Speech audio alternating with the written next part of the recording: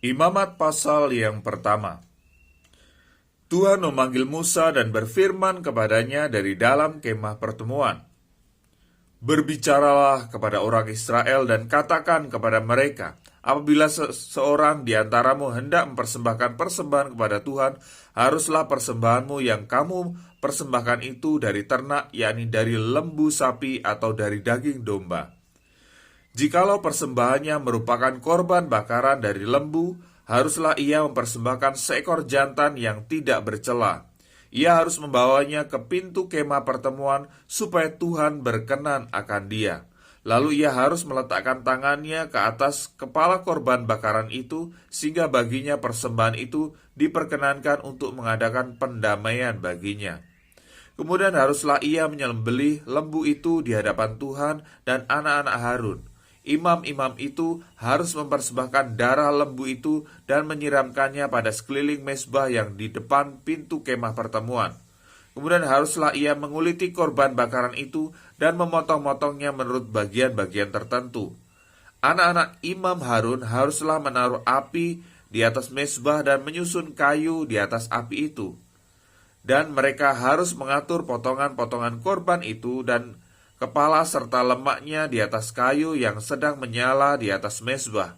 Tetapi isi perutnya dan betisnya haruslah dibasuh dengan air, dan seluruhnya itu harus dibakar oleh imam di atas mezbah sebagai korban bakaran, sebagai korban api-apian yang baunya menyenangkan bagi Tuhan.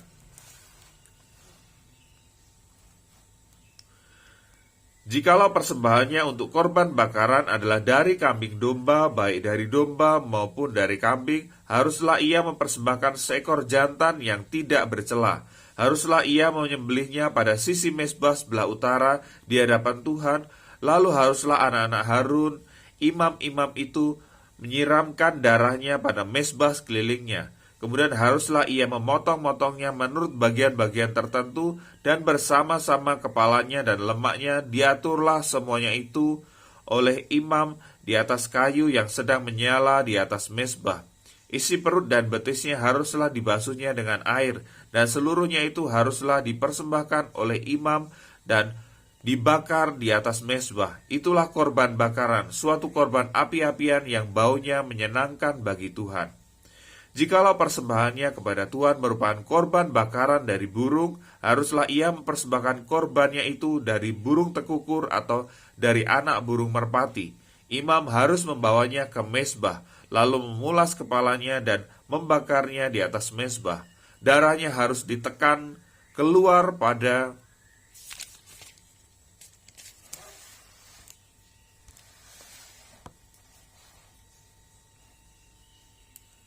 dinding mezbah.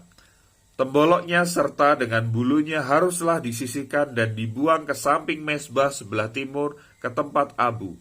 Dan ia harus mencabik burung itu pada pangkal sayapnya, tetapi tidak sampai terpisah. Lalu imam harus membakarnya di atas mezbah, di atas kayu yang sedang terbakar. Itulah korban bakaran, suatu korban api-apian yang baunya menyenangkan bagi Tuhan. Apabila seseorang hendak mempersembahkan persembahan berupa korban sajian kepada Tuhan, hendaklah persembahannya itu tepung yang terbaik, dan ia harus menuangkan minyak serta membubuhkan kemenyan ke atasnya. Lalu korban itu harus dibawanya kepada anak-anak Harun, imam-imam itu.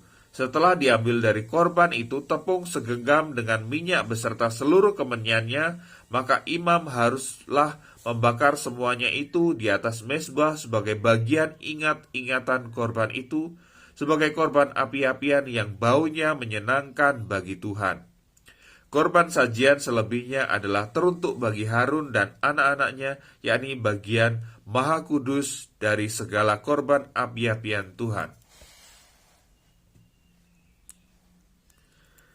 Apabila engkau hendak mempersembahkan persembahan berupa korban sajian dari apa yang dibakar di dalam pembakaran roti, haruslah itu dari tepung yang terbaik, berupa roti bundar yang tidak beragi, yang diolah dengan minyak, atau roti tipis yang tidak beragi, yang diolesi dengan minyak. Jikalau persembahanmu merupakan korban sajian yang dipanggang di atas panggangan, haruslah itu dari tepung yang terbaik, diolah dengan minyak berupa roti yang tidak beragi. Korban itu harus dipotong-potong, lalu kau tuangkanlah minyak ke atasnya. Itulah korban sajian. Jikalau persembahanmu merupakan korban sajian dari yang dimasak di dalam wajan, haruslah itu diolah dari tepung yang terbaik bersama-sama minyak. Maka korban sajian yang diolah menurut salah satu cara itu haruslah kau persembahkan kepada Tuhan, yakni harus disampaikan kepada imam yang membawanya ke mezbah. Kemudian imam harus mengkhususkan dari korban sajian itu bagian ingat-ingatannya, lalu membakarnya di atas mezbah sebagai korban api-apian yang baunya menyenangkan bagi Tuhan. Korban sajian selebihnya adalah bagian Harun dan anak-anaknya, yakni bagian Maha Kudus dari segala korban api-apian Tuhan. Suatu korban sajian yang kamu persembahkan kepada Tuhan, janganlah diolah beragi, karena dari ragi atau dari madu tidak boleh kamu membakar sesuatu pun sebagai korban api-apian bagi Tuhan. Tetapi sebagai persembahan dari hasil pertama, boleh kamu mempersembahkannya kepada Tuhan. Hanya janganlah dibawa ke atas mezbah menjadi bau yang menyenangkan. Dan tiap-tiap persembahanmu yang berupa korban sajian haruslah kau bubuhi garam. Janganlah kau lalaikan garam perjanjian Allahmu dari korban sajianmu, beserta segala persembahanmu haruslah kau persembahkan garam.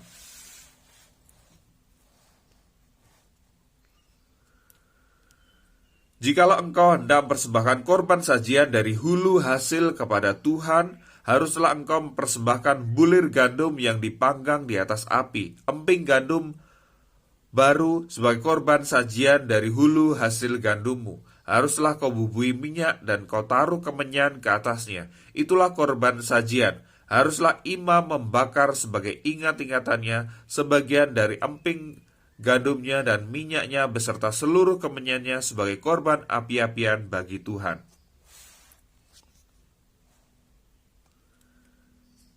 Jikalau persembahannya merupakan korban keselamatan, maka jikalau yang dipersembahkannya itu dari lembu, seekor jantan, atau seekor betina, haruslah ia membawa yang tidak bercela ke hadapan Tuhan. Lalu ia harus meletakkan tangannya di atas kepala persembahannya itu dan menyembelihnya di depan pintu kemah pertemuan. Lalu anak-anak Harun, imam-imam itu haruslah menyiramkan darahnya pada mezbah sekelilingnya. Kemudian dari korban keselamatan itu harus mempersembahkan lemak yang menyelubungi isi perut dan segala lemak yang melekat pada isi perut itu sebagai korban api-apian bagi Tuhan. Dan lagi kedua, buah pinggang dan lemak yang melekat padanya yang ada pada pinggang dan umbai hati yang harus dipisahkannya beserta buah pinggang itu. Anak-anak Harun harus membakarnya di atas mezbah, yakni di atas korban bakaran yang sedang dibakar di atas api, sebagai korban api-apian yang baunya menyenangkan bagi Tuhan.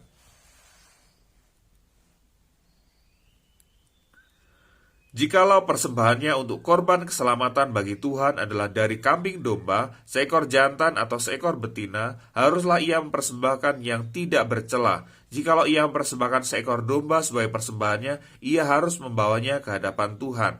Lalu ia harus meletakkan tangannya ke atas kepala persembahannya itu dan menyembelihnya di depan kemah pertemuan. Lalu anak-anak Harun harus menyiramkan darahnya pada mezbah sekelilingnya. Kemudian dari korban keselamatan itu harus mempersembahkan lemaknya sebagai korban api-apian bagi Tuhan, yakni segenap ekornya yang berlemak yang harus dipotong dekat pada tulang belakang, dan lemak yang menyelubungi isi perut, dan segala lemak yang melekat pada isi perut itu. Dan lagi kedua, buah pinggang dan lemak yang melekat padanya, yang ada pada pinggang dan umbai hati yang harus dipisahkannya beserta buah pinggang itu. Imam harus membakarnya di atas mezbah sebagai santapan berupa korban api-apian bagi Tuhan. Jikalau persembahannya seekor kambing, ia harus membawanya ke hadapan Tuhan. Lalu ia harus meletakkan tangannya di atas kepala kambing itu dan menyembelihnya di depan kemah pertemuan. Lalu anak-anak Harun harus menyiramkan darahnya pada mezbah sekelilingnya. Kemudian dari kambing itu ia harus mempersembahkan lemak yang menyelubungi isi perut dan segala lemak yang melekat pada isi perut itu sebagai persembahannya berupa korban api-apian bagi Tuhan. Dan lagi kedua, buah pinggang dan lemak yang melekat padanya yang ada pada pinggang dan umbai hati yang harus dipisahkannya beserta buah pinggang itu. Imam harus membakar semuanya itu di atas mezbah sebagai santapan berupa korban api-apian menjadi bau yang menyenangkan. Segala lemak adalah kepunyaan Tuhan. Inilah suatu ketetapan untuk selamanya bagi kamu turun-temurun di segala tempat kediamanmu. Janganlah sekali-kali kamu makan lemak dan darah.